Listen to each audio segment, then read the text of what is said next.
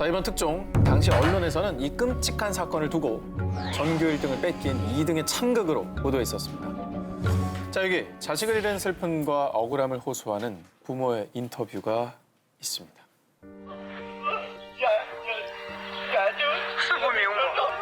아휴, 무슨 일이야. 저렇게 주저앉을 정도면 듣기가 무서워지는데 무슨 일이에요? 자, 이 끔찍한 악몽의 시작은 2018년 6월로 거슬러 올라갑니다. 몇 달 전이네요. 중국 동부 산둥성 쯔보시의 한 중학교. 평소 품행이 단정하고 성적도 우수해 늘 반에서 1등을 놓치지 않았던 3학년생 마군. 그런데 그런 마군을 유독 시기하고 질투했었던 한 친구, 바로 전교 2등 친군이 있었습니다. 야, 전교 2등도 사실 1등이나 다름없는 거거든요. 전교 2등짜리 뭐 하셔서... 참. 자, 이 친구는 평소 승부욕과 시기가 굉장히 강했다고 하는데요. 아이. 이전까지는 전교 1, 2등을 다투던 두 학생. 그런데 언젠가부터 마군이 계속 1등을 하자 열등감에 휩싸인 전교 2등 친구는요. 야, 내가 너 때문에 집에서 어떤 취급을 받는지 알아? 이번에도 너 1등하면 정말 가만두지 않을 거야. 저런 말이야. 본인이 더 열심히 하면 되는 거 아닙니까? 전교 1등 마군에게 이렇게 말도 안 되는 협박까지 한 전교 2등 친군. 자, 그런데요. 6월 4일 중간 모의고사 전체 성적이 발표됐는데 하지만 이번에도 전교 1등은 마군. 결국 친군의 열등감은 분노와 복수심으로 바뀌었습니다. 한편 전교 1등 성적표를 들고 기쁜 마음으로 집으로 돌아가던 마군이 집 대문을 열었는데요. 그런데 그 앞에서 기다리고 있던 건 시퍼런 칼을 든 전교 2등 친구. 저게 말도 안 돼, 정말. 아니, 전교 2등이 뭐가 하셔서 저러고 있대? 너만 없었어도 내가 1등인데 없어져 버려! 자, 친구는 순식간에 마군을 10여 차례나 찔렀고요. 바닥은 온통 피 범벅으로 물들었습니다. 아휴. 그리고 이때 아들의 비명소리를 들은 마군의 모친은 혼비백산해 밖으로 뛰쳐나왔는데요. 안에 계셨어. 그리고 결국 정말 안타깝게도 마군은 과다출혈로 그 자리에서 사망하고 말았는데요. 아니, 자, 아이를 잃은 부모의 심정이 어떨지 상상도 가지 않으시죠? 이후에 전교 1등을 살해한 전교 2등 친구는 결국 체포됐는데요. 부모님의 멸시와 압박감 속에 이런 범행을 저질렀다고 합니다. 아, 정말 너무 안타깝다. 자, 아무리 이제 부모님도 사실 잘한 건 없지만 그렇다 해도 저런 행동을 하면 안 되죠. 물론 친군의 잘못 있습니다. 하지만 이 세상을 입시 괴물로 만든 또 친군의 가족들, 또 어른들, 또 1등만 강요하는 사회 모두 성찰이 필요할 때가 아닌가 싶습니다. 그렇죠. 친구만의 문제가 아니죠, 이거. 저거 1등 한다고 인생이 바뀌는 것도 아닌데 왜 인생을 저 나이는 그렇게... 모르죠. 자, 그리고 정말 공부 잘하는 사람들이 높은 자리에 올라가고 잘 나가는 세상 우리가 오래 지금 살아왔잖아요. 근데 지금 우리 사회가 살만한가요? 저는 그래서 공부로 줄 세우고 이런 게 저는 이제는 좀 필요가 없지 않을까 싶어요. 그거 되게 멋진 지적이네요. 네. 나오미는 얼마 동안이나 숨을 참을 수 있지? 고통스러워하는 너의 모습은 너무 아름다워. 더욱 고통스럽게 해줄게. 이건 또 무슨 소리예요?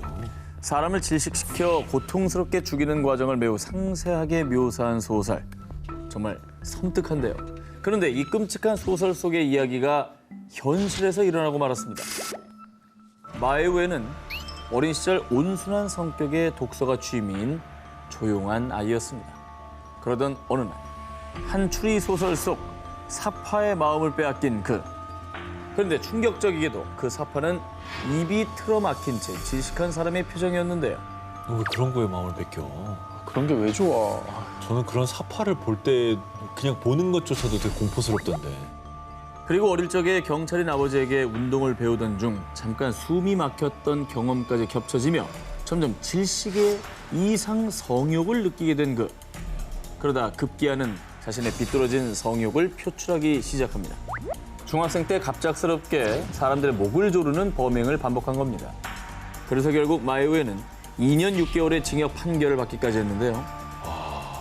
아니 이게 치료받아야 돼요. 아니 목을 조르는 거 살인미수 아닙니까? 살인미수죠. 자, 그러다 마에우에가 출소를 한 뒤에는 자신의 이상 성욕을 소설 사이트에서 글로 해소한 겁니다. 하지만 또다시 스멀스멀 고개를 들기 시작한 이상 성욕. 결국 그는 자살 사이트를 만들었습니다. 어차피 죽을 텐데 나를 즐겁게 하고 죽어. 아 진짜 이거 하지 말지. 이건 그림이 그려지네요. 너무 끔찍한데요. 하지 네. 이렇게 첫 타겟이 된 25세 여성 A씨. 마에우에는 그녀에게 동반 자살을 제의했고요. 그녀를 만나 산으로 향한 뒤 여성 A씨의 손발을 묶고는 난 괴로워하는 당신을 구경하러 왔어. 같이 죽을 생각은 없어.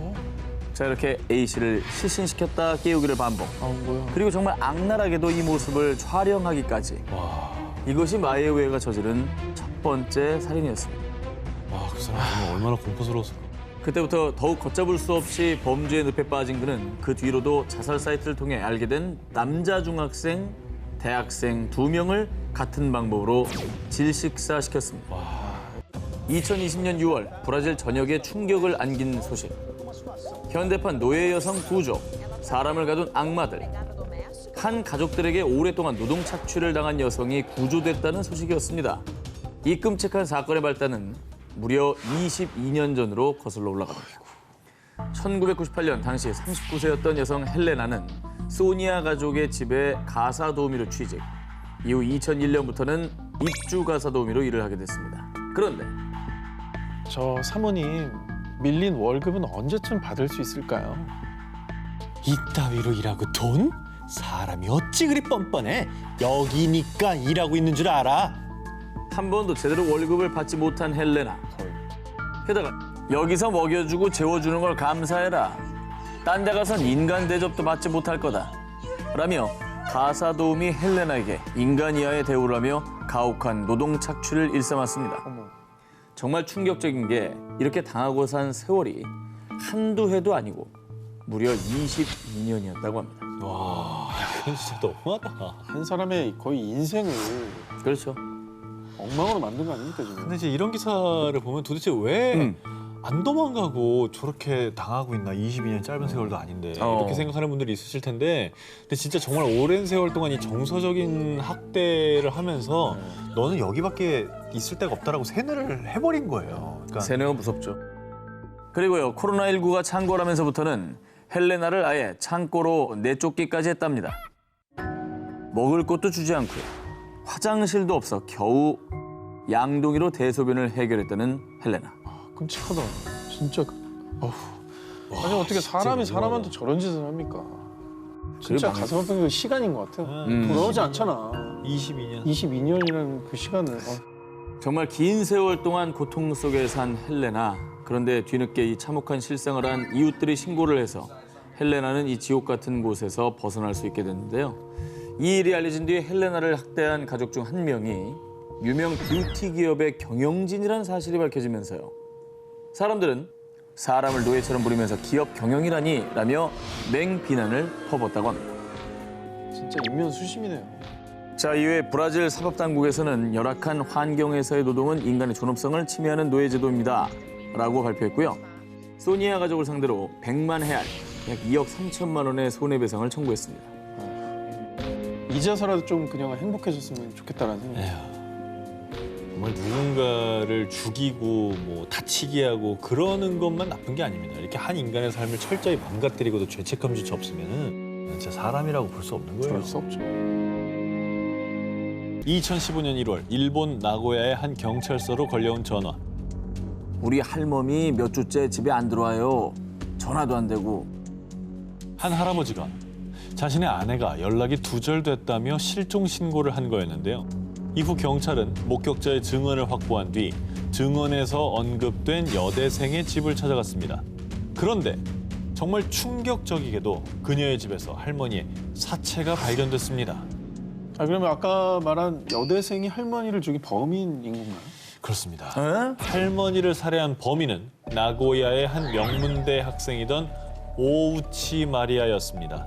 사건 당시 할머니가 종교 전도 때문에 마리아의 집에 방문했다가 이런 참변을 당한 걸로 추정했는데요. 아니 그러니까 모르는 사람이었던 거예요. 모르는 사람인 거죠. 왜 그러는 거야? 경찰 조사에 따르면 마리아는 할머니의 머리를 흉기로 수차례 내려친 뒤 머플러로 목을 졸라 살해했다는데요. 왜 그래? 그런데 말입니다. 대체 할머니를 왜 죽였냐는 경찰의 물음에 예전부터 사람을 죽여보고 싶었어요. 다들 너무 덤덤해. 오늘 이런 기사의 주인공들이 다 덤덤해요. 아니 진짜 사이코패스들은 이게 무덤덤한 게 더 무서워 나는. 그런데 말이죠. 마리아의 끔찍한 만행은 이게 다가 아니었습니다. 경찰 조사 과정에서 드러난 또 다른 충격 사실. 전에는 탈륨 중독 증상이 궁금해서 친구한테 이걸 실험해 본 적도 있는데. 2012년 당시 고등학생이었던 마리아. 그런데 마리아가 다니던 고등학교에서 어느 날 갑자기 한 남학생이 급작스러운 시력 저하, 탈모 등 이상 증세를 보였는데요. 그런데 병원 검사 결과 이 학생의 몸에서 강한 독성 물질인 탈륨 성분이 나온 겁니다. 그런데 당시에는 범인을 잡지 못했는데 마리아가 당시 탈륨 사건의 범인이 바로 자신이었다고 자백을 한 겁니다. 그런데요, 이 모든 충격 사실이 밝혀지고 나자 본인이 자백을 했음에도 불구하고 마리아의 변호인들은 마리아가 발달 장애와 양극성 장애가 있다고 주장하며 변호를 했는데요. 하지만 2019년 10월 대법원에서는 마리아가 범행의 위험성을 충분히 인지했고 피고의 장애가 범행에 미치는 영향은 제한적이었다라고 판결을 내리며 마리아에게 무기징역을 선고했다고 합니다.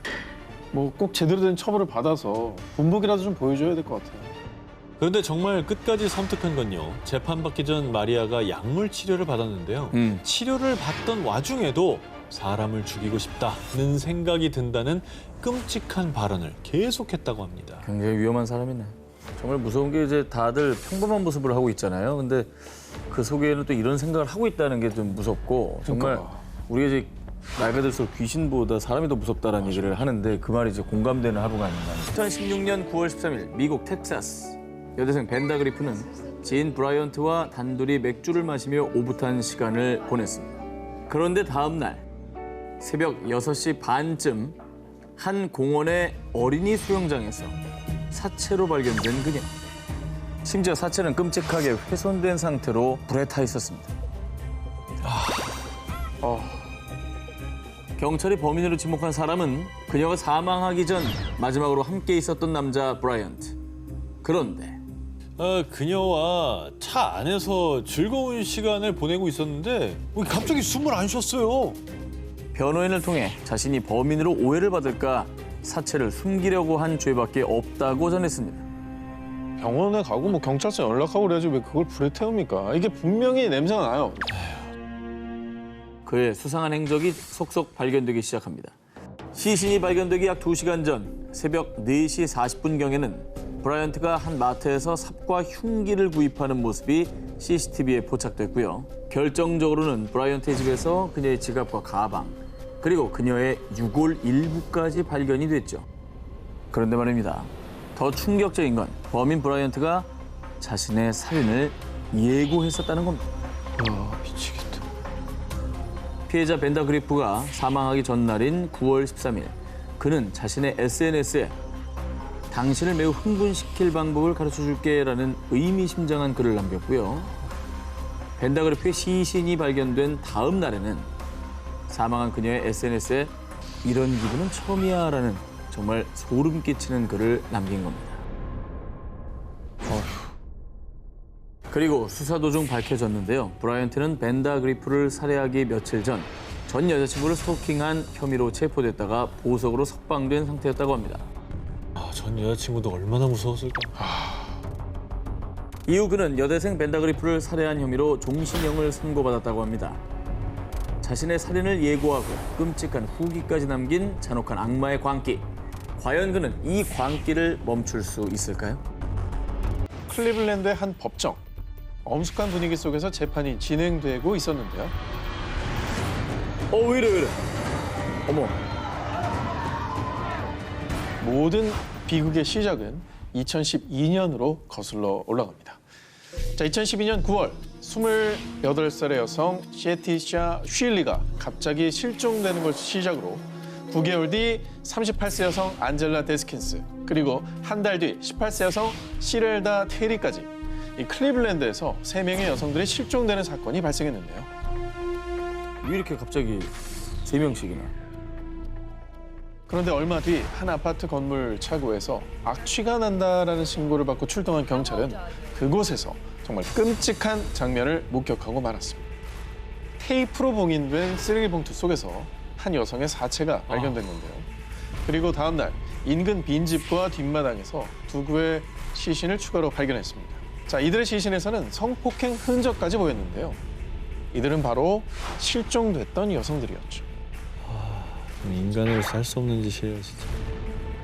그런데 얼마 뒤 범인이 체포됐는데요. 범인은 성폭행 미수 혐의로 4년 동안 복역한 바 있었던 성범죄자 마이클 메디슨. 그는 죄를 뉘우치지 않고 또다시 여성들을 상대로 잔혹한 범죄를 저지른 거였죠. 자, 그리고 2016년 5월 마이클에 대한 사형 선고가 있던 날 피해자의 유가족들도 참석한 가운데 피해 여성 중 한 명, 시렐다의 아버지 벤이 용기를 내서 단상에 섰습니다. 그리고 I guess we're supposed to, in our hearts, forgive this clown who's touched our families, taken my child. 아니 딸이 범인 손에 처참히 살해야 되는데 어떻게 저런 결정을 내리셨을까요? 자, 그런데 그때 벤은 살인마 마이클을 향해 무서운 기세로 돌진했는데요. 시렐다의 아버지가 이토록 분노했던 이유는 마이클의 웃는 얼굴일 때문이었습니다. 그는 재판 내내 무표정으로 앉아있다가 시렐다의 아버지 벤이 울먹이자 비웃기 시작한 겁니다.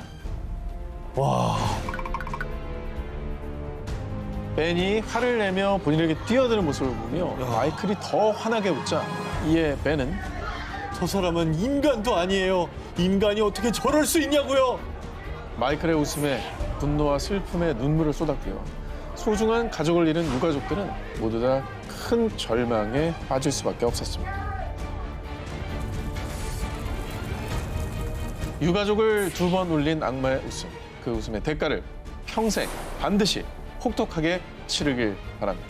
지옥에서도 말이죠. 러시아 상트페테르부르크에 사는 친자매 언니 엘리자베타와 동생 스테파니아는 머리색부터 화장까지 비슷한 스타일로 꾸밀 정도로 사이가 좋았죠. 그런데 2016년 2월 동생 스테파니아의 남자친구 집에서 셋이 함께 파티를 하던 중 그만 동생이 흉기에 수백 차례 찔려 사망하는 사건이 발생했습니다. 이건 무슨 약간 원한이 있지 않으면 사실 수백 차례나. 너무 끔찍한데요. 당시 경찰은 현장에서 범인을 검거했습니다. 그런데 범인은 정말 충격적이게도 언니 엘리자베타였습니다. 아니 사이가 좋았다면서요. 그러니까.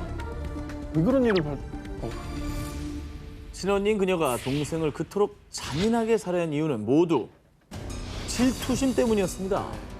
사실 언니는 어린 시절부터 화려하고 예쁜 외모를 가진 동생을 부러워하고 시기해왔다고 합니다. 그래서 언니는 늘 동생의 머리색, 화장법을 모두 따라해왔다고 합니다. 그냥 우애가 좋아서 따라한 게 아니고 카피하려고 했어요. 그렇죠. 그런데 동생이 모델 활동으로 사람들에게 인기를 끌고 주목을 받자 언니의 마음속에 오랫동안 도사리고 있던 검은 질투심이 동생을 덮쳐버린 겁니다. 뭐야. 참혹한 사건이 일어난 그날 동생 남자친구가 잠시 자리를 비운 사이 질투심에 눈이 먼 언니는 동생을 잔혹하게 살해했고요. 특히 그토록 시기하고 부러워했던 동생의 얼굴을 형태를 알아볼 수 없을 정도로 심하게 훼손하는 잔인함까지 보였습니다. 자, 그런데 말입니다. 언니는 반성은커녕 정말 뻔뻔하고 영악하게도 제가 동생을 죽였다고요? 제정신이 아니었나 봐요. 저는 정신치료가 필요한 환자라고요. 난 저런 식으로 빠져나가는 게 너무 짜증나요. 그러니까 다들 무심신이 미약하대. 가명을 목적으로 자신이 정신질환을 앓고 있다고 주장을 한 것이죠. 하지만 의료진의 소견에서 재판을 받을 수 있을 정도로 건강하다고 판단했고요. 결국 2019년 언니 엘리자베타는 살인 혐의로 징역 13년을 선고받았다고 합니다. 13이 너무 짧다고 생각합니다. 그 와중에도 지금 동생한테 미안하다 소리 한 번도 안 한 거 아니에요? 그렇죠. 그 동생에게 미안하다는 말 한마디 없이 심신미약으로 빠져나가려고 했다는 게 너무나 괘씸하죠. 그러니까 머리만 굴린 거지. 끝까지 뻔뻔한 변명만 들어놓으면 죄를 인정하지 않은 악마. 최소한 사람이라면 동생이 하늘에서 더는 슬퍼하지 않도록 진심으로 참여하길 바랍니다. 2020년 5월 3일 중국 산시성. 다급하게 경찰서를 찾은 한 여성. 제발 저희 시어머니 좀 찾아주세요. 79세 노인 왕 씨가 실종됐다는 며느리의 신고에 대대적인 수색이 벌어졌는데요. 아, 가족들은 진짜 얼마나 걱정될까. 아, 실종은 그 자체로 너무나 고통이에요. 노인 왕 씨가 실종된 지 3일 뒤 공안은 한 야산에서 땅에 파묻혀 있는 노인 왕 씨를 발견해 구조했습니다. 다행히 그때 의식이 있는 상태였습니다. 다행이네. 그리고 곧이어 공안은 왕 씨를 생매장한 범인을 체포했는데요. 그런데 사람들은 범인의 정체에 경악할 수밖에 없었습니다. 마모관, 당신을 고의적 살인 혐의로 체포합니다. 범인은 정말 충격적이게도 왕 씨의 맏아들 마모관이었는데요. 아들이 엄마를 생매장하려고 했다고요? 그렇습니다. 이게 뭔 소리야? 사람들을 분노케 한 아들의 폐륜 범죄, 그 끔찍한 사건의 시작은 이랬습니다. 1년 전 어머니 왕 씨는 오랜 뇌졸중 투병으로 거동이 불편했는데요. 자, 원래는 둘째 아들 내외가 어머니를 모셨지만 둘째 아들의 건강마저 악화되자 약 1년 전부터는 맏아들이었던 마모관 내외가 어머니 왕 씨를 모시게 됐죠. 그런데 아, 냄새. 아, 엄마! 여기가 화장실이에요? 짜증나게. 몸이 불편했던 어머니 왕 씨는 본인의 의지와는 상관없이 옷에 소변을 보는 일이 잦았습니다. 그러자 아들 마모관은 악취가 나고 간병이 귀찮다라는 이유로 자신을 낳아주고 길러준 어머니를 손수레 태운 뒤 야산에 있는 폐 무덤에 생매장하는 폐륜을 저지른 겁니다. 그러고는 시어머니 왕 씨의 행방을 묻는 아내의 질문에 친척 집에 가신 데서 버스 태워 보내드렸어. 자, 이렇게 말도 안 되는 변명을 한 거죠. 아니, 뭐, 자기 엄마잖아, 자기 엄마. 그렇죠. 엄마예요. 엄마. 아니, 음, 진정해야 돼. 자, 그런데 남편이 말도 안 되는 말을 하자 이를 수상히 여긴 아내는 곧바로 공안에 신고를 한 거고요. 잘했다. 그 뒤에 공안의 수사와 압박이 계속되자 아들 마모관은 결국 자신의 폐륜 범죄를 실토하게 된 겁니다. 자, 그런데 말입니다. 아들 마모관은 모든 범행이 드러났음에도 공안 조사에서 뻔뻔하게 간병이 얼마나 힘든지 알아? 온 집안에 악취가 나서 못 살겠다고? 자, 이렇게 반성은커녕 폐륜적인 말로 사람들의 공분을 샀고요. 당시 사건을 조사한 공안들도 절대 용납할 수 없는 비윤리적인 범죄라며 분통을 터뜨렸다고 합니다. 아니, 자기 자식이 나중에 자기한테 그래봐요. 그런 거 왜 생각 못하죠? 그런 생각 있는 사람 저렇게 했겠습니까? 아이고야. 자, 그런데 말이죠. 정말 더 가슴이 아픈 건요. 어머니 왕 씨가 병원에서 의식을 차리자마자 꺼낸 첫 마디입니다. 우리 아들이 큰 벌을 받으면 어떡하지? 라는 말을 하셨던 겁니다. 2019년 5월 미국 일리노이주 시카고 산모로 보이는 46세 여성 클라리스와 그녀의 딸 데지레는 911에 전화해 태어난 아기가 숨을 안 쉰다며 다급하게 도움을 요청했습니다. 출동한 구급대원들에 의해 아이는 병원에 옮겨져 치료를 받았는데요. 하지만 안타깝게도 아이는 숨을 거두고 말았습니다. 911에 연락한 두 모녀는 얼마 뒤 살인 혐의로 경찰에 체포가 됐는데요. 알고 보니 이 모녀는요. 갓 태어나 숨진아기와는 피 한 방울도 섞이지 않은 남이었습니다. 무슨 말이에요? 무슨 말이야, 이게 지금. 숨진 아이의 진짜 엄마는 오초아 로페즈라는 인물이었는데요. 자, 오초아는 임신 9개월로 곧 출산을 앞두고 있었습니다. 그런데 가정 형편이 어려웠던 오초아는 SNS에 아기용품을 나눠달라라는 글을 올려 도움을 요청했었죠. 그리고 얼마 뒤 아기용품을 줄 테니 집으로 오라는 클라리스와 데지레 모녀의 메시지를 받고 집을 찾아갔던 거였습니다. 자, 그런데 두 모녀는 집을 찾아온 오초아를 처참히 살해. 왜? 그리고 극악무도하게도 의학 지식도 전혀 없는 두 사람이 아이를 뱃속에서 강제로 꺼냈던 겁니다. 그리고 정말 어이없게도 아이가 병원에 입원해 있는 동안 아이가 아프니 도와달라며 인터넷에 입원비를 모금까지 했다고 합니다. 뭐 엄마를 죽여놓고 뭔 소리 하는 거야? 하지만 오초아 가족의 실종 신고를 받은 경찰에 의해 모녀의 만행은 만천하에 드러나게 됐죠. 그런데 말입니다.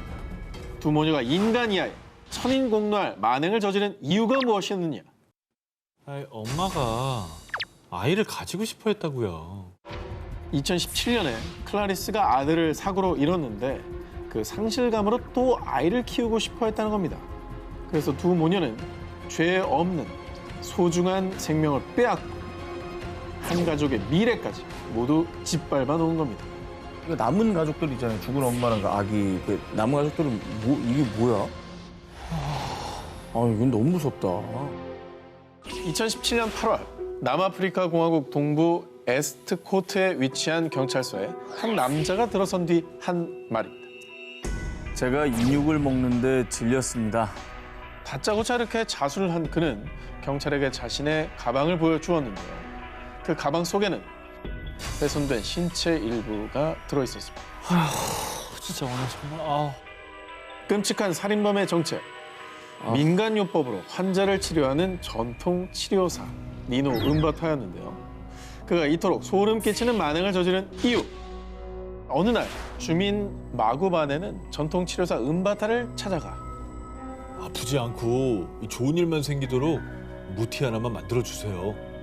남아프리카 공화국의 전통 민간 의술로 약재이자 부적처럼 여겨지는 무티 제조를 부탁했습니다. 젊은 녀석이나 어린아이의 살점을 먹으면 행운이 올 것이요. 무슨 소리야? 이게 말이 되는 얘기예요, 이게 지금? 자, 이렇게 끔찍한 처방을 내린 전통 치료사 은바타. 결국 주민 마구반에는 이 끔찍한 미신을 믿고 전통 치료사 은바타와 함께 25세 여성 자넬라를 성폭행한 뒤 살해했고요. 숨진 여성의 신체를 훼손해 약재에 썼다고 합니다. 아이고야. 그리고 은바타가 경찰에 자수를 한 뒤 경찰이 집을 수색했는데요. 그의 집에서 훼손된 신체 일부가 추가로 발견됐다고 합니다. 게다가 마을 주민들 수백여 명을 현혹시켜 무덤 속 시신까지 훼손한 그 무덤을 파면 악한 기운으로부터 자신을 보호할 수 있다는 미신을 심어주며 시신을 꺼내 자신에게 가져오게도 했다고 합니다. 아니, 치료사인지 살인자인지 알 수가 없어요. 이 죄의식이 하나도 없이 어떻게 저런 짓을 반복할 수가 있냐고요. 너무나도 이해가 되지 않죠. 이후에 법원은 살인 혐의로 기소된 두 남성에게 가장 극악무도한 범죄를 저질렀다며 종신형 선고했다고 합니다. 자신의 안위를 위해 남을 잔인하게 해친 사이코, 엽기 범죄. 하지만 이젠 평생을 죄책감 속에 갇혀있기를 바랍니다. 2019년 5월 5일 러시아에서 전해진 비보. 러시아 국내선 여객기 참사 소식이었습니다. 승객과 승무원 78명 중에 37명이 불행 중 다행으로 목숨은 건졌지만요. 정말 가슴 아프게도 절반 이상인 41명은 끝내 여객기를 빠져나오지 못하고 사망하고 말았습니다. 아휴, 자, 그런데 말입니다. 사고 발생 이틀 뒤 인명피해를 키웠다는 이유로 한 남성이 기소됐는데요. 그는 여객기 조종사도 승무원도 아닌 승객이자 생존자였던 드미트리 클렘니코프였습니다. 승객이요? 모스크바 북서부 세레메티예보 공항에서 이륙해 무르만스크로 향하던 국내선 여객기. 그런데 이륙 직후 낙뢰를 맞아 기체 전자장치가 고장나고 만 것입니다. 이후 여객기는 세레메티예보 공항으로 되돌아와 겨우 비상 착륙에 성공했는데요. 하지만 엔진 부근에 화재가 발생, 기체 뒷부분이 거대한 화염에 휩싸이고 말았습니다. 그리고 이때 승객 여러분, 승무원의 지시에 따라 곧바로 통로를 따라 이동해 주시기 바랍니다. 1분 1초가 긴급한 상황. 승무원들은 곧바로 승객들을 대피시켰습니다. 그런데 아니, 짐은 두고 빨리 대피하시라고요. 당시 10C 좌석에 앉아있던 문제 승객 클렘니코프는요. 기내용 수화물 칸에 넣어둔 자신의 가방을 챙기기 바빴고 그 때문에 대피 통로가 막힌 겁니다. 와, 이거 비교적 앞자리잖아요. 십시면 십시면 앞이죠. 앞이잖아요. 거길 막아놓은 거예요. 아니, 앞부터 이렇게 다 막아놓으면 승객들이 어떻게 대피를 합니까? 이게 짐보다 사람 목숨이 중요한 그런 순간인데. 와, 근데 이건 너무 황당하다. 그런데 말입니다. 승객 클렘니코프의 뻔뻔함은 거기서 끝이 아니었습니다. 아니 지금 40분째 기다리고 있는데 빨리 티켓 환불해줘요. 아유 진짜 에이 나 진짜 에이. 아니, 사람이 다치고 죽었는데 본인 돈 달라니 이게 말이 됩니까? 그러니까 말입니다. 이 사건이 알려지자 전 세계 누리꾼들도 그가 맨 뒷좌석에 앉았어야 했다. 그의 뻔뻔함에 분노가 치밀어 오른다라며 비난을 쏟아냈습니다. 뭐 너무나 당연한 얘기지만 이런 일이 없어야 되겠지만 긴급 상황에는요. 짐이고 뭐고 빨리 그 승무원들의 조치에 따라야 됩니다. 아, 정말 네? 놀랍다. 어떤 상황이든 간에. 자기 짐이 중요하다고 거기 네. 있는 게 뭐가 또 중요한 게 있다고 그렇게 주장하는 거죠. 2019년 영국 런던의 서튼 기차역. 2명의 청소부들은 여느 때처럼 청소를 하고 있었는데요. 그런데 아니 저 청소부들 제정신이야? 청소를 왜 저렇게 해? 왜? 어떻게 했길래? 자, 청소부들이 청소를 하고도 사람들에게 비난받은 이유. 어머머머. 노숙자한테 물을 끼얹는 거야? 청소를 한다면서 노숙자 누워있는 곳에 그냥 물을 뿌려버립니다. 거기다 왜 저렇게 물을 뿌려요? 아, 이거 노숙자라고 무시한 것 같아요. 맞습니다. 정말 충격적이게도 청소부들은요. 역 앞에 노숙자가 누워 있음에도 불구하고 걸레를 빨고 난 더러운 물을 노숙자가 누워 있는 바닥에 막 뿌렸고요. 그래도 노숙자가 떠나지 않자 노숙자 옆에서 걸레질을 한 겁니다. 인간적인 사람들이 보는 눈이 한두 명도 아닐 텐데. 저러냐? 자, 그런데 말입니다. 청소부들의 분노 유발 만행은 거기서 끝이 아니었습니다. 분노 유발 만행은 거기서 끝이 아니었습니다. 목격자의 말에 의하면 당시 청소부들의 행동을 한 시민이 비난하자 그 알지도 못하면서 가져길이나 가슈 그냥. 자, 이렇게 알 거 없다는 듯이 말하더니 심지어 웃으면서 그 상황을 즐기기까지 했다고 합니다. 아니 트러블들이 며칠 동안 이어졌겠죠. 저 어느 날 하루 때문에 저런 짓을 하지는 않았을 거라고 믿고 싶고 네. 이어졌겠지만 그렇다 하더라도 저런 행동은 정당화되지 않아요. 그렇죠. 어떤 일이 있었든 간에 저 행동 자체는 누구도 응원해 줄 수가 없습니다. 그래서 생각해 보십시오. 정말 몇몇 몰지각한 사람들 때문에 저기서 고생하시면 청소하시는 분 다 욕먹습니다. 저 사람 한 명 네. 때문에 다 욕먹는 거죠. 뭐 하는 짓이야 저거. 자, 당시 현장에 있던 한 시민이 청소부들의 만행을 촬영해 SNS에 올렸는데 잘했다. 인격을 모독하는 역겨운 행동, 두 사람을 당장 해고해야 된다 라며 분노를 터뜨렸습니다. 이렇게 거센 파급이 일자 힘없는 약자를 괴롭힌 청소부들은 아니, 나가라고 했는데 안 나가가지고 어쩔 수 없었다니까요. 일말의 사과도 없이 비겁한 변명만 둘러댔고요. 결국 해당 철도회사에선 두 청소부에게 정직 처분을 내렸다고 합니다. 잘했네요. 이제라도 좀 깨달았으면 좋겠네요. 네. 2019년 5월 미국 동북부에 위치한 오하이오주의 한 중학교에서 가정 수업의 일환으로 요리 경연 대회가 열렸습니다. 학생들이 도전한 음식은 얇은 밀가루 반죽에 과일, 채소, 고기 등 다양한 재료를 넣어 돌돌 싸먹는 크레페. 맛있죠. 아, 그래도 좋죠. 학생들은 저마다 정성의 손길로 크레페를 만들어 제출했고요. 심사위원이 된 교사들은 학생들이 만든 크레페를 하나하나 시식하며 점수를 매겼습니다. 그런데 요리 경연 대회가 끝난 뒤 학교 커뮤니티에 올라온 충격적인 영상. 뭔데 또? 동영상 속에는 7명의 남학생들이 크레페에 정체불명의 이물질을 넣는 모습이 담겨 있었습니다. 이를 수상히 여긴 학교 측은 결국 경찰에 수사를 의뢰했습니다. 아니, 모르는 거야. 불안해. 수상하다니까 더 불안해요, 진짜. 조사 결과 학생들이 크레페에 넣은 것은 정액과 소변, 야, 진짜 미쳤다. 좀 그러고 싶나? 이 사실이 밝혀지자 교사들 역시 구역질을 하기도 했고요. 이후로도 충격에서 헤어나오질 못했다고 하는데요. 아니, 왜 이런 끔찍한 짓을 벌인 겁니까? 그 이유는요. 네. 클릭 수 때문이었습니다. 에라이, 진짜. 인터넷에 게시물을 올려서 많은 클릭 수를 받기 위해서였다고 합니다. 받아 뭐하게. 아유, 아니 입장 바꿔서 본인들은 정말 저런 거 먹을 수 있냐? 라고 하면 안 그럴걸요? 이건 미친 짓이에요, 진짜. 끔찍한 소식을 접한 사람들은 스승에게 저런 몰상식한 범죄를 저지르다니 이건 중죄다. 학생들을 학교에서 쫓아내라. 라며 비난을 퍼부었습니다. 이후 결국 크레페 사건에 연루된 학생들은 소년 법원에 기소됐는데요. 법원에선 학생들은 그제서야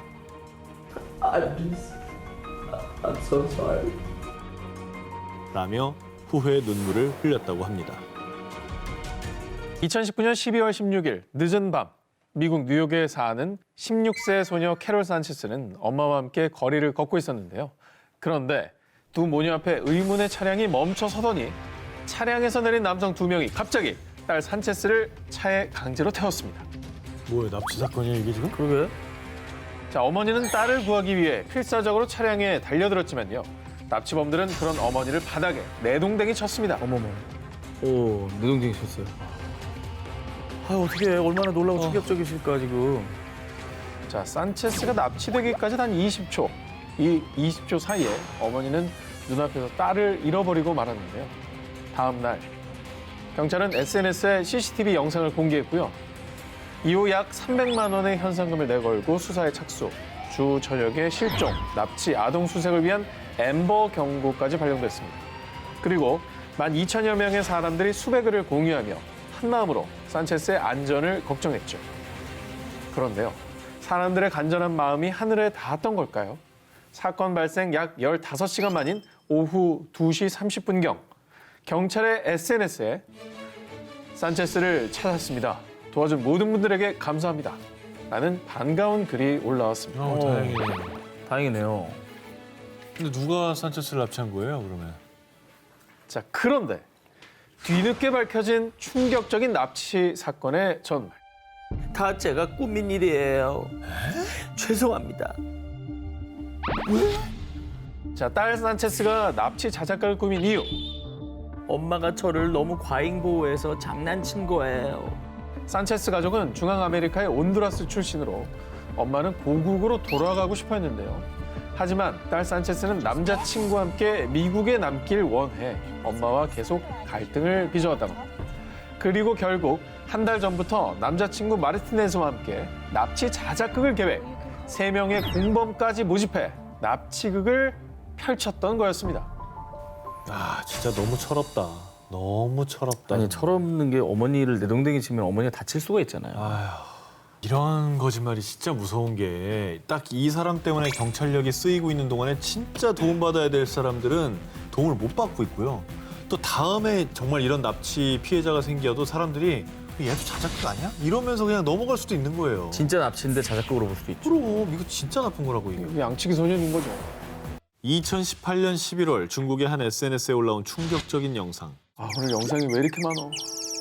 因为我是上个月就是上班上的 이렇게 뭐 마시네? 我们其他同事 뭘 마시는 거예요? 코를 막고 마시지 않았어요? 그렇게 마시는데 냄새나. 开业嘛。 이 영상은요, 중국 구이저우성 북부의 쭈니에 있는 한 주택 보수 전문 회사의 직원이 직원들이 심한 처벌을 받았다라는 글과 함께 올린 영상입니다. 이들 실적이 안 좋은 펄이야. 원샷 하란 말이야. 회사 관리자 3명이 판매 목표를 달성하지 못한 직원들에게 노란 액체가 담긴 컵을 마시라며 건넸는데요. 이들이 건넨 액체의 정체는 다름 아닌 소변. 아이고. 아니 사람으로 보면은 저거를 할 수가 있나요? 실적 안 좋은 게 또 뭐 본인만의 잘못은 아닌 거잖아요. 뭐 상황적으로 안 좋을 수도 아니 있고. 본인만의 잘못으로 실적이 안 좋아도 아, 그렇지. 오줌 먹이면 안 오줌을 먹인다니. 그런데 말이죠. 회사 관리자들의 말도 안 되는 갑질, 만행은 이게 다가 아니었습니다. 돼. 또 있어. 뭐 하는 거야? 벨트로 직원들을 채찍질도 했고요. 직원들에게 목표 판매량을 충족하지 못하면 바퀴벌레 3마리를 먹어야 한다라는 내용의 충격적인 문자 메시지를 보내기도 했다고 합니다. 아니 근데 궁금합니다. 직원들은 또 왜 당하고만 있는지도 너무 의아스럽거든요. 그렇죠. 이 네. 직원들이 회사의 갑질 횡포를 견딜 수밖에 없었던 이유. 뭐예요? 당시 직원들은 회사로부터 2달치 월급을 받지 못한 상태였는데요. 회사에서는 오히려 적반하장으로 직원들에게 회사를 그만두면 퇴직금을 삭감하겠다며 협박을 했다고 그렇죠. 합니다. 이거 생계를 걱정한 직원들은 울며 겨자 먹기로 고통과 수모를 당하면서도 회사를 그만두지 못한 거였죠. 아니 저런 짓거리도 이해가 안 가는데 돈도 안 줬어요. 왜요 진짜? 이후 이 영상이 퍼지자 이 회사는 직원들에게 소변을 먹인 회사로 전 세계적인 공분을 샀고요. 그 뒤 중국 공안에서 3명의 관리자를 체포했습니다. 아 이거는 그럼 단단히 좀 처벌이 들어갔겠네요. 아무리 그래도 중국은 노동자를 위한 나라를 표방하고 있잖아요. 그렇죠. 근데 저런 짓거리를 했으니까 가만히 안 있었을 것 같은데요. 그런데 더 황당한 처벌. 2명은 열흘, 1명은 닷새간 구금뿐이었습니다. 벨트에 맞으셨던 분들은 진짜 공포스러웠을 것 같아요. 열흘 뒤에 다시 그 관리자가 내 옆에 또 나타났어. 막. 그리고 이제 뭐 저 사람들은 처벌 안 받는구나라는 무력감도 있을 거고. 그럼 진짜 뭐 회사를 그만둘 수밖에 없죠. 지난해 온라인에 퍼진 한 사진이 필리핀 전역을 충격에 빠뜨렸습니다. 왜 저래? 뭐야? 어머. 지금 누구 묶인 거죠 지금. 손과 발이 꽁꽁 묶인 여성은 필리핀 출신의 26살 러블리 아코스타 바루엘로입니다. 두 아이를 키우던 바루엘로는 가정 형편이 어려워지자 고국을 떠나 2억 마리 떨어진 사우디아라비아의 수도 리야드로 향했습니다. 그리고 한 왕족의 자택에서 가사 도우미로 일을 했는데요. 그러던 어느 날 바루엘로가 열심히 청소를 하고 있었는데 야, 너 이 비싼 가구를 왜 땡볕에 뒀어? 이게 얼마짜리인지 알아? 대청소 중에 고가의 가구를 마당에 두었다는 이유로 고용주가 극대노를 한 겁니다. 그런데 평소에도 그는 가사 도우미들의 사소한 실수에도 불같이 화를 내며 벌을 주는 것으로 악명이 높았다고 하는데요. 이번에도 역시나 분에 못 이긴 고용주는 너 오늘 나한테 제대로 혼나야겠다. 너도 똑같이 당해봐야 정신을 차리는 거야. 그러고는 가사 도우미 바루엘로의 손목과 다리를 밧줄로 포박한 뒤 마당에 있는 나무에 묶어둔 겁니다. 아이고 참. 그냥 말도 안 나온다 진짜. 그리고 사우디아라비아가 아시다시피 위치가 어딥니까? 중동이에요, 중동. 그럼 땡볕에 사람이 저렇게 묶여서 조금이라도 잊는다고 생각해보세요. 말이 안 됩니다, 저건. 탈수증으로 저 쓰러질 수 있죠. 저건 고문이에요, 고문. 그렇죠. 고문이죠, 고문. 그런데 이때 함께 일하던 동료가 그녀가 학대당하는 모습을 몰래 촬영했고요. 필리핀 당국에 도움을 요청하기 위해 자신의 SNS를 통해 공개. 그렇게 고용주의 만행이 세상에 드러나게 된 겁니다. 한편 이 소식을 접한 필리핀 국민은 우리가 가구보다도 못한 대접을 받다니 사우디아라비아는 필리핀 사람들을 노예로 보는 거냐? 라며 분노를 금치 못했습니다. 야, 국가 간의 갈등으로 번졌네요. 그치, 이제 이거 개인의 되게- 문제가 아니에요. 이거 큰 사건이 됐었죠. 예. 필리핀 여성들이 해외에서 가사 도우미로 취직을 많이 하는 편인데요. 이때 고용주로부터 인권을 유린당하는 일이 많다고 합니다. 이후에 가사 도우미로 일하셨던 바루엘로는 어떻게 되셨는지. 다행히도 그녀는 필리핀 대사관의 도움을 받아 무사히 가족의 곁으로 돌아올 수 있었는데요. 이 사건으로 바루엘로는 사우디아라비아에 있는 다른 동료들의 안전을 걱정했다고 합니다. 혹시 이게 또 보복으로 이어질 수 있잖아요. 그렇게 생각하는 거죠. 아, 2019년 10월 브라질의 한 병원. 이제 막 2살이 된 남자아이 미구엘은요. 안타깝게도 오랜 투병 끝에 하늘나라로 떠났습니다. 아이고. 그런데 이 슬픈 소식이 전해지자 수많은 사람들은 미구엘의 아빠를 맹비난. 왜? 브라질 전역은 분노로 들끓었습니다. 아니 아빠가 제일 슬플 텐데 왜 아빠를 비난하죠? 아빠가 무슨 짓을 한 겁니까? 그래도 싼 놈입니다. 미구엘은 희귀 신경 근육 질환인 척추 근육 위축증을 앓고 있었습니다. 엄마 카린과 아빠 알베스는 매일 홀로 고통과 싸우는 어린 아들을 지켜보는 것도 힘들었지만 이 가족을 더 절망에 빠뜨린 것은 감당하기 힘든 병원비. 그래서 결국 미구엘의 부모는요. 희귀병으로 고통받는 우리 아들을 제발 살려주세요. 병원비를 구하기 위해 온라인 모금 활동에 나섰습니다.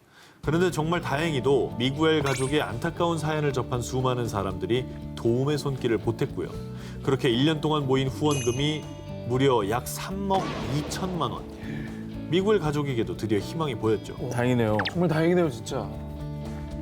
그런데 어느 날 이게 어떻게 된 일이지? 왜? 미구엘의 치료비가 들어온 통장을 확인하다 그만 큰 충격에 빠진 엄마. 미구엘의 후원금 중에 절반 이상이 감쪽같이 사라진 겁니다. 그런데 그때 엄마 카린의 머릿속을 스친 불길한 기억. 여보, 병원비 내리면 돈 더 필요하잖아. 새 직장을 구했는데 교육 좀 받고 올게. 아, 이거 불길하다, 이거. 어딜 가 지금? 뭐 교육을 왜 받아? 슬픈 예감은 틀리지 않았습니다. 아빠 알베스는 새 직장을 구한 게 아닌 미구엘의 치료비를 가지고 도망친 거였습니다. 아니 돈에 눈이 멀 수는 있잖아요. 근데 아들이잖아요, 자기 아들. 와, 죽을 수 있잖아요. 눈에 안 밟히나? 생각이 안 나나? 눈이 얼마나 돌면 저렇게 행동할 수 있을까? 진짜 어이가 없네. 아들의 병원비를 들고 잠적한 아빠 알베스는 결국 한 달 뒤 한 호텔에서 체포됐습니다. 너 인간 너. 당시 알베스의 모습은 너무나도 충격적이었습니다. 알베스가 묵던 최고급 스위트룸에서는 고가의 보석, 명품 의류뿐 아니라 심지어는 마약까지 발견. 술과 마약에 잔뜩 취한 채 여성들에게 둘러싸여 있었습니다. 어머머머머.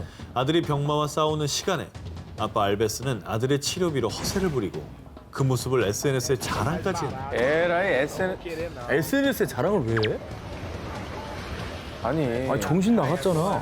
몰래 하지도 않았어 또. 그렇게 무려 2억 원가량을 한순간에 탕진해버린 알베스. 그러는 동안 결국 아들 미구엘은 제대로 된 치료를 받지 못한 채 근데 하늘로 떠나고 만 거죠. 미쳤나 봐. 이 인면수심의 아빠 알베스는 저 마약 밀매업자한테 협박을 받아가지고 어쩔 수 없이 돈을 빼간 거예요. 뭐 어쨌든 간에 제가 한 일에 대해서는 유감입니다. 유감이 이렇게 끝까지 비겁한 변명만 둘러댔다고 합니다. 우리가 비행기를 딱 탔을 때 뭐 여행 가는 길이면은 얼른 도착해서 놀고 싶고 귀국하는 길이면 잘 도착해서 편히 쉬고 싶고 다 이런 마음이잖아요. 아, 그럼요. 그렇죠? 그런데 말입니다. 2019년 2월 중국 안후이성 안칭의 텐주산 공항에서 탑승 수속을 마친 160여 명의 승객들은요. 각자 자리에 착석해 비행기가 이륙하길 기다리고 있었습니다. 그런데 알려드립니다. 승객 여러분은 지금 즉시 하차해 주시길 바랍니다. 비행기 긴급 점검 때문에 갑자기 운항이 취소됐고요. 결국 승객들은 다음 날 비행기가 뜰 때까지 하염없이 기다릴 수밖에 없었습니다. 아니 뭐 테러, 뭐 태풍 이런 것도 아니고 그냥 갑자기 그냥 비행기 점검이라고요? 아니 근데 승객들은 또 가야 될 사정이 있었을 텐데 너무 당황했겠는데요. 다 스케줄이 있는 네. 거죠. 자, 그런데 말입니다. 승객들은 비행기 운항이 취소된 이유를 듣고 엄청난 분노를 하고 말았습니다. 운항이 취소된 이유. 승객인 28살 남성 루시가 탑승하면서 비행기 날개 위에 동전을 던졌는데 이 동전이 그만 비행기 엔진으로 들어가 버린 겁니다. 그래서 비행기 운항이 취소된 것이었죠. 난 진짜 이해 안 되는데 자기가 탈 비행기라면서 음. 그 엔진에 동전을 왜 던져? 자, 그걸 설명해 드리겠습니다. 자기가 탈 거라며. 자, 자기가 탈 거니까 던진 거예요. 에? 언젠가부터 중국에서 퍼지기 시작한 미신. 비행기를 처음 탈 때 동전 던지면 무탈할 수 있다. 라는 잘못된 믿음 때문이었습니다. 나 이런 말 못 비나이다 비나이다 무탈하게 하시옵소서. 헤이. 이거 무슨 소리예요? 미신. 아니, 너무 당황스러운데 이거 거의 약간 자해 아니에요? 진짜 소름이 돋는 건 저 어이가 없다. 사람이 우리랑 같은 비행기 탈 수도 있는 거예요. 너무 황당하다. 진짜 자기가 탈 비행기 왜 던져 그걸? 너무 황당해. 자, 비행기에서 동전을 던지는 행위가 얼마나 위험한지 설명해 드리겠습니다. 지난 2000년 프랑스 파리 샤를 드골 공항에서 한 여객기가 활주로에 떨어져 있던 작은 티타늄 조각을 밟았는데 이때 파열된 타이어 조각 때문에 연료 탱크에 구멍이 나서 화재가 발생했고 엔진 이상으로까지 이어져 결국 여객기는 이륙한 지 2분여 만에 추락. 승무원과 승객 109명 전원이 사망하는 끔찍한 사고가 발생한 바 있습니다.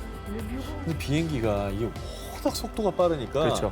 진짜 조그만 쇠 조각 하나로도 뭐 끔찍한 사고를 부를 수가 있습니다. 근데 이걸 모르고 비행기가 만약 이륙했다면 저렇게 되는 거 아니에요? 그렇죠. 비행기 안전 운항을 기원하며 던진 행운의 동전. 그건 행운을 위한 게 아닌 모두의 불행을 부르는 전 세계인들의 탄식을 자아낸 뉴스 키워드. 대리모만 33명. 아기를 판매한다니. 자, 2018년 6월 21일 제보를 받은 캄보디아 경찰은 푸놈펜의 한 가정집을 급습했습니다. 자, 그런데 그곳은 초기 임산부부터 만삭의 임산부까지 총 33명의 임산부가 있었는데요.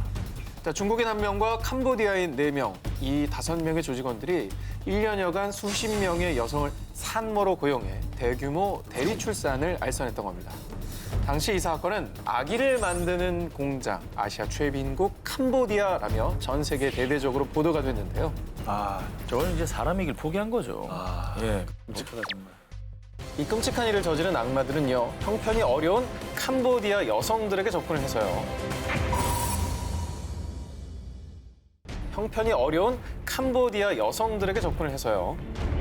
일단 그 임신하면은 계약금으로 $500부터 줄게. 출산하면 이 몇 배를 주는 거 알고 있지? 이걸로 네 인생 필 수 있어. 아기를 낳으면 총 $10,000, 약 우리 돈으로 1,100만 원을 지급한다는 조건으로 여성들을 꼬드겼다고 하는데요. 아니 그러면 이 대리모를 찾는 사람들은 누구예요? 공범이죠, 어떻게 보면, 그죠? 자, 푸놈펜 반인신 매매국의 커티 국장이 밝힌 바에 따르면요, 주로 중국인 부부들이었습니다. 2015년부터 중국의 한자녀 정책이 완화되면서 둘째를 가지려는 고령 부부가 증가했고요. 또 최근 불임률 증가 등으로 불법 대리 출산을 선택한 사람들이 늘어났다고 합니다. 저건 엄연한 불법이고 해서는 안 되는 행동 아닙니까? 네. 자, 이후에 불법 대리 출산을 알선한 5명과 33명의 대리모들은 인신매매 혐의로 기소됐고요. 불법 대리 출산을 공모한 이들은 최대 20년의 징역형을 선고받을 예정이라고 합니다. 일명 아기 공장이라고 불리는 악마의 속을 해서 생명을 유린당한 아기들. 부디 전 세계에 뻗친 불법 대리 출산이 조속히 근절되기를 바랍니다. 네, 2017년 한 익명 네트워크에 올라온 글. 독일 프라이부르크에 사는 9살 남자아이입니다. 입금하시면 바로 가능합니다. 뭐가요? 입양을 한다는 얘기예요? 뭘 한다는 얘기예요? 전혀 감이 안 잡히는데요. 독일 남서부 도시 프라이부르크에 사는 40대 여성 베린. 그녀는 7살인 친아들과 둘이 살다 남자친구 크리스티안과 재혼을 하게 되었습니다. 그리고 결혼 뒤 부부는 함께 사업을 구상했는데요. 그런데 그 사업의 내용은 정말로 충격 그 자체. 자, 바로 베린의 친아들로 성매매 사업을 하는 것이었죠. 그럼 아까 그 입금하라는 게 그거예요? 그 글을 올린 사람이 바로 엄마였습니다. 친엄마. 네. 와, 이거 진짜 말도 안 되는 것 같아. 정말로 끔찍하게도 엄마의 매춘 광고에 소아 성애자들의 문의가 쇄도했고요. 엄마 베린은 악마들에게 친아들을 넘겼습니다. 낯선 남자들의 추악한 성적 학대에 어린 꼬마는 매일을 고통 속에서 신음했고요. 자, 7살 소녀는 그렇게 엄마 손에 이끌려 무려 2년간 60차례가 넘게 끔찍한 성적인 학대를 당했다고 합니다. 와, 이거는 정말 너무... 이건 너무 상상 이상인데. 아이의 성을 판매한 이 일은 소아성애자인 계부의 지시로 밝혀졌는데요. 그래서 집에서는 계부가 수시로 의붓아들을 성폭행을 해왔고요. 심지어는 그 행위를 모두 다 촬영을 해서 익명 네트워크에서 이걸 또 대규모로 돈을 받고 판매하기까지 했다고 합니다. 근데 이 사건이 어떻게 밝혀지게 된 거예요? 자, 불행 중 다행으로 그 영상을 우연히 본 사람들의 제보로 독일의 사이버 범죄 수사대가 수사에 착수했고요. 그 결과 이 부부의 끔찍한 악행이 밝혀지게 된 거라고 합니다. 아, 정말. 그리고 다행히도 양부모에게 입양돼서 사랑으로 좀 자라고 있다고 합니다. 다행이다. 자, 이번 특종은 영상으로 먼저 보여드리겠습니다. 자, 온몸에 강제로 당한 문신으로 뒤덮여 있죠. 온몸이 성한 적 없는데요? 손도 아까 손가락 하나, 마디 하나하나가 전부 먹는 것 같아. 자, 2018년 6월경 모로코 중부의 한 마을에 퍼진 비명 소리. 살려주세요! 도와주세요!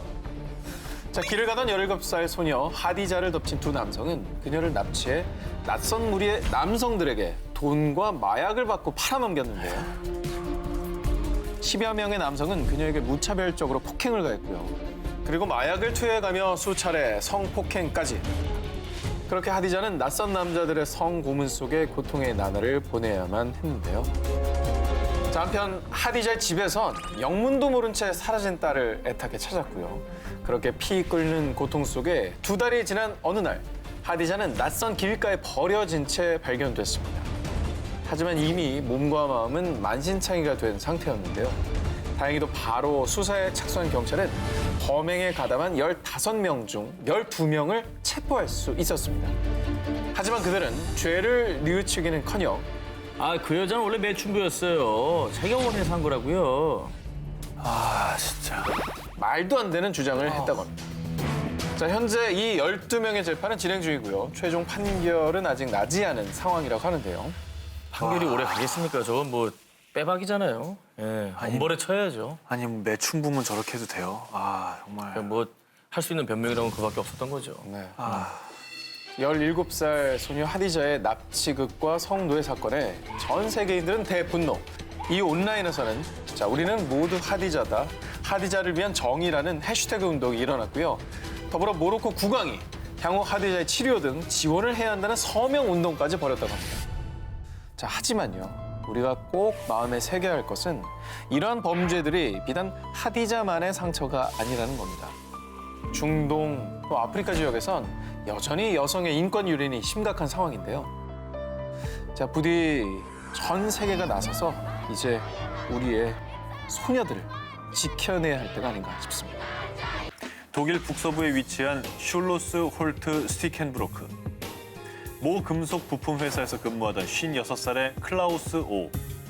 이 회사에서 무려 38년 동안 근무하며 늘 성실 근면한 모습을 보여준 직원이었습니다. 그런데 지난 2018년 5월 그의 추악한 본 모습이 드러나게 됩니다. 어느 날 26살의 직원 B 씨는요. 점심 대용으로 싸온 샌드위치 도시락 뚜껑을 열었는데요. 샌드위치 위에 뿌려진 수상한 가루를 발견. 이상한 낌새를 느낀 B 씨는 곧바로 노동조합에 이 사실을 알렸고요. 조합 측에선 CCTV 확인에 들어갑니다. 그런데 한 남성이 B 씨의 도시락을 열어서 무언가를 뿌리는 모습이 포착됩니다. 어머, 그 남성은 바로 클라우스 오. 신고를 받고 출동한 경찰은 클라우스 오의 가방을 수색했는데요. 역시나 그의 가방 속에서 흰색 가루가 담긴 병을 발견합니다. 곧바로 성분 분석에 들어갔습니다. 그냥 뭐 소금이나 설탕했으면 좋겠다. 마약인가? 이 흰색 가루의 정체는 바로 아세트산 납. 나? 중금속이잖아요. 중금속입니다. 독성 물질 아니에요? 독성물질이죠. 이 아세트산 납은 심각한 장기 손상을 야기하는 독성물질인데요. 네? 경찰은 뒤이어 클라우스오의 집까지 수색합니다. 그의 집에서 추가로 발견된 건 아세트산 납과 비슷한 성질의 수온, 납, 카드뮴 등 여러 종류의 독성물질. 아니 왜 그런 물질을 집에 갖고 있는 거예요, 이거? 아니 혹시 그리고 그 피해자 B 씨 그 뚜껑에다 발라놨다 그랬는데 네. 원한 관계입니까 혹시? 아, 이 사람 하나였다면 원한 관계로 생각할 수도 있겠죠. 근데 이 두 사람은 직장 동료일 뿐 그 이상 그 이하도 아니었습니다. 그런데 경찰 조사 결과 밝혀진 정말 상상치 못한 충격적인 사실은 그가 무려 21명을 살해한 연쇄 살인범일 수도 있다는 건데요. 그럼 혹시 묻지마 범죄? 지난 2000년 이후에 이 회사에서 숨진 근로자가 총 21명입니다. 그런데 이들의 공통점이요. 대부분 급작스럽게 중금속 독극물이 야기할 수 있는 질환으로 사망했다고 합니다. 아니 그럼 대체 왜 이런 짓을 한 거예요? 현재 독일에선 이 사건을 두고 약 10여 명의 전담 수사팀을 꾸려 집중 수사 중에 있는데요. 하지만 클라우스오는 묵비권을 행사, 범행 동기와 추가 범행에 대해선 뻔뻔하게도 그 어떤 입장도 밝히지 않고 있다고 합니다. 법의 심판대 위에 선 샌드위치 킬러. 무고한 생명을 유리는 죄는 반드시 그 대가를 치러야 할 것입니다. 조용하고 아름다운 작은 마을 중국 푸저우시 신덴진 지엔티엔촌. 2013년 이곳에 이사온 허난성 출신의 구어 씨. 자신을 소규모 연예기획사 사장으로 밝힌 그는 늘 친절하고 상냥한 모습으로 이웃 주민들과도 친하게 지냈습니다. 그런데 2013년 7월의 어느 날 평소 여러 반려동물을 키우던 구어 씨는 알고 지냈던 이웃 여성 차오 씨에게 혹시 그 카멜레온 좋아하면 구경하실래요? 라며 자신의 집으로 초대했습니다. 그런데 세상 친절하던 이웃은 순식간에 악마로 돌변합니다. 함께 지하 창고를 내려간 고 씨와 이웃 여성 차오 씨. 그런데 고 씨는 갑자기 차오 씨를 무자비하게 폭행한 뒤 성폭행을 저질렀고요. 달아날 수 없도록 한쪽 발목엔 쇠사슬까지 채워놨습니다. 아니 갑작스럽게 저게 뭐 하는 짓이에요? 정말 황당한 케이스입니다. 사실 그는 친절한 이웃을 가장한 악마. 그리고 본격적으로 악마의 본색을 드러낸 친절한 이웃 버 씨는 한 동네에 사는 15살 소녀 샤올리에게 자신의 직업을 이용해 마술을 뻗쳤습니다. 안 돼. 그리고 오디션을 핑계로 유인한 곳은 역시나 지하 창고. 아니 근데 지하 창고에는 뭐 아직도 차오 씨가 감금되어 있었을 거 아니에요? 진짜 끔찍하네요. 범죄 영화 보는 것 같아 믿기지가 않아요. 범죄 영화도 이렇게 악랄한 게 있나요? 네. 하지만 15세 소녀 샤올리는 어떻게든 살아야 되겠다는 마음으로 살갗이 벗겨지는 아픔도 불사 죽을 힘을 다해서 쇠사슬에 묶인 발을 빼내 결국 탈출에 성공했습니다. 다행히도 인근 주민을 만나 도움을 요청했고 신고를 받고 출동한 공안은 지하 창고에 갇혀있던 차오 씨까지 무사히 구출해낼 수 있었다고 합니다. 정말 다행이네요. 그래서 범행을 저지른 거 씨는 어떻게 잡혀서 처벌을 받았습니까? 샤올리가 달아난 것을 알아챈 뒤 고 씨는 급히 도망을 쳤지만 결국 석 달 뒤인 2013년 10월 15일 중국 강소성에서 체포가 됐습니다. 그런데 끝까지 정말 뻔뻔하게도 아 그래요. 둘 다 내 지하 창고에 가두고 성노예로 삼으려고 했어요. 라며 자신의 끔찍한 범행을 마치 자랑처럼 떠벌렸다고 합니다. 말도 안 된다, 진짜. 악마의 소름 끼치는 두 얼굴. 믿을 수 없지만 어딘가에서도 이와 비슷한 또 다른 악마가 본 모습을 속이고 있을지도 모릅니다. 2008년 중국 장베이구에 사는 사업가 스청 차오는 고아인 7살 왕모 양을 양녀로 입양했습니다. 그의 입양 소식은 지역 사회의 큰 뉴스였는데요. 그 이유는 중국 닝보 지역에서 섬유 공장, 광물 사업 등 여러 분야의 사업체를 거느린 스청 차오는 지역 내 초등학교 설립에 기부금을 쾌척하거나 또 공공복지 산업을 지원하는 등 덕과 또 부를 갖춘 재벌로 유명한 지역 유지였기 때문입니다. 그런데 7년 후 만신창이가 된 채 장베이구 파출소를 찾아온 왕모양. 집에 사는 악마를 신고합니다. 그 사람이 저를 8년 동안 8년 동안 참은 거예요? 자, 그간에 있었던 일을 소녀가 밝혔습니다. 그 내용은 정말 처참 그 자체. 양 아버지인 스청차오에게 무려 8년 동안 성폭행을 당했고요. 또한 그의 내연녀인 황춘 мя오도 합세해 소녀를 학대하고 심지어는 성폭행을 돕기까지 했다고 합니다. 저러려고 입양한 거야? 저러려고 입양했네. 저러려고 입양했어. 그리고 또 주위에 또 신망이 높으니까 와. 아무도 의심 안 할 거라고 또 마음을 놨겠죠. 아니, 와. 게다가 두 사람은 왕모양 이외에도 가출 학생들이 모인 커뮤니티를 통해 의붓 딸과 비슷한 또래 10대 여학생들을 꼬드겨 똑같은 범행을 저질렀다고 하는데요. 아, 그 내연녀는 저게 기분이 안 나쁜가? 왜 저러는 거야? 이 사건이 밝혀지면서 중국 동부 장베이구 전체는 큰 충격에 빠졌고요. 지역 유지이자 양아버지였던 시청차오를 향해 비난이 쏟아졌습니다. 이후에 경찰은 곧바로 수사에 착수했는데요. 하지만 시청차오는 이미 사업체를 모두 접고 나이지리아로 도피한 상황. 하지만 다행히도 또 다른 용의자인 내연녀 황춘 мя오를 체포했고요. 그녀는 2017년 중국 원주구 인민법원 1심 재판에서 아동 학대 및 성폭행 방조 혐의 등으로 징역 13년 선고받았습니다. 현재 의붓 아버지 스청차오는 해외 도피 사범으로 공안기관으로부터 적색 수배령이 내려진 상황이라고 합니다. 반드시 잡혀야 돼요. 수천 명의 목숨을 노린 살인마의 최후. 결국은 사형 집행. 사형수는 바로 옴진리교의 교주 아사하라 쇼코. 아사하라 쇼코 교주가 저지른 끔찍한 행각은 일명 도쿄 지하철 살인가스 사건인데요. 1995년 3월 20일 도쿄의 아침 출근길 3개의 지하철 노선 5개 칸에 청산가리에 500배의 독성을 가진 사린가스를 살포 약 6천여 명의 피해자가 발생했습니다. 대단했지. 충격적이었죠. 정말 극악무도한 범죄자죠. 본래 요가 수행자였던 아사하라는 1987년에 요가 단체인 옴신선회를 옴진리교로 개칭하고 그 후에 본격적으로 지구의 종말론을 내세워 사람들을 구원해주겠다고 했고요.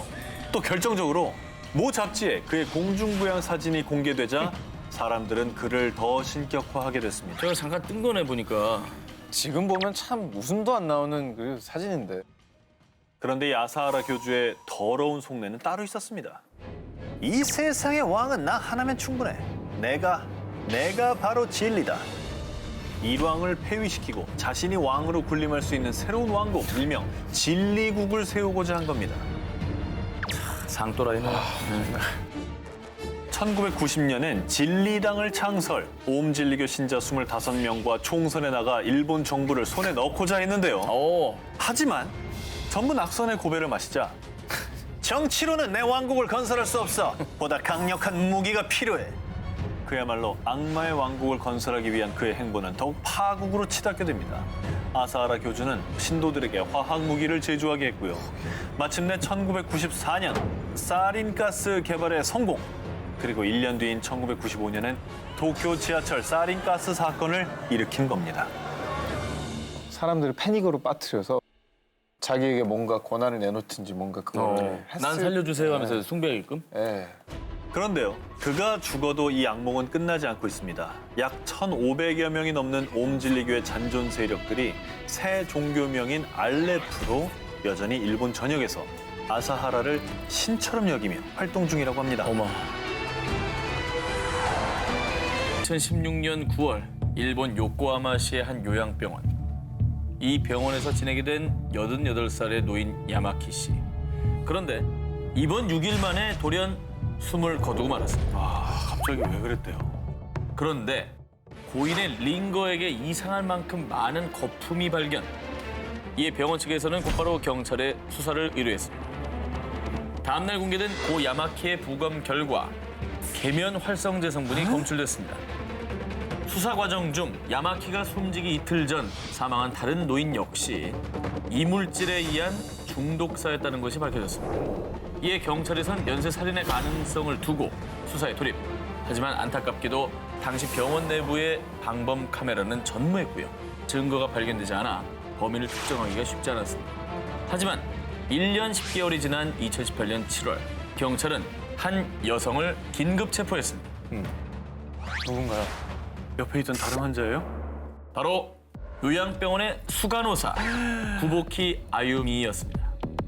간호복을 조사하던 중 구보키 옷주머니에서 계면활성제 성분이 발견된 데다가 어머. 이 계면활성제를 투여한 날로 추정되는 날에 그녀가 야간 당번을 썼던 것이죠. 결국 80대 노인 2명을 살해한 혐의로 체포된 간호사 구보키.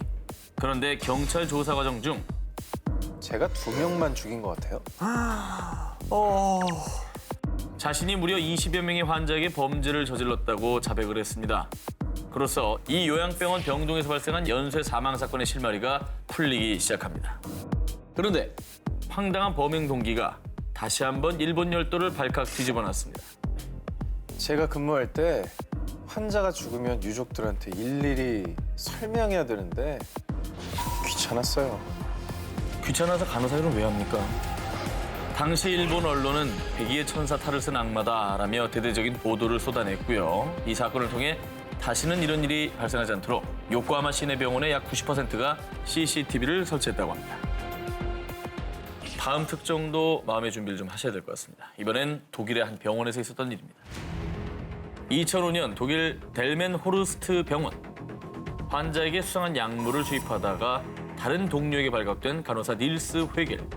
놀랍게도 그가 환자들에게 투여한 건 중증 환자들을 사망에 이르게 할 수 있는 항부정맥제. 그런데 그럴 리 없어요. 무척이나 성실하고 헌신적인 간호사였다고요. 간호사 닐스 회겔이 살인 혐의로 경찰에 체포되자 당황스러움을 감추지 못한 동료들. 그러나 수사가 진행될수록 그의 악행들이 하나둘씩 드러나기 시작한 건데요.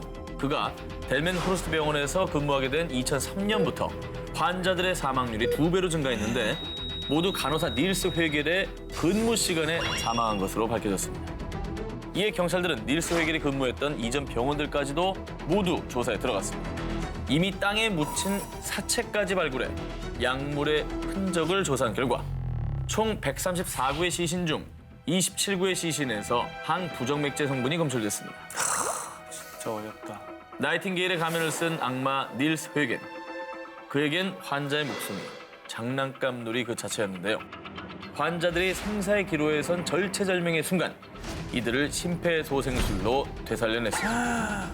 심지어 위급한 순간 견습 간호사를 불러서 자신의 심폐소생술을 보게 하기까지 취조할 때 이런 말을 했다고 합니다. 하루 종일 병원에 있어봐요. 얼마나 심심하다고요. 그리고 제가 그 심폐소생에서 살려냈을 때 그 쾌감. 진짜 어렵다. 결국 추가 살인 혐의까지 밝혀지며 이 닐스 회겔은 2015년 무기징역을 선고받은 것으로 전해졌습니다.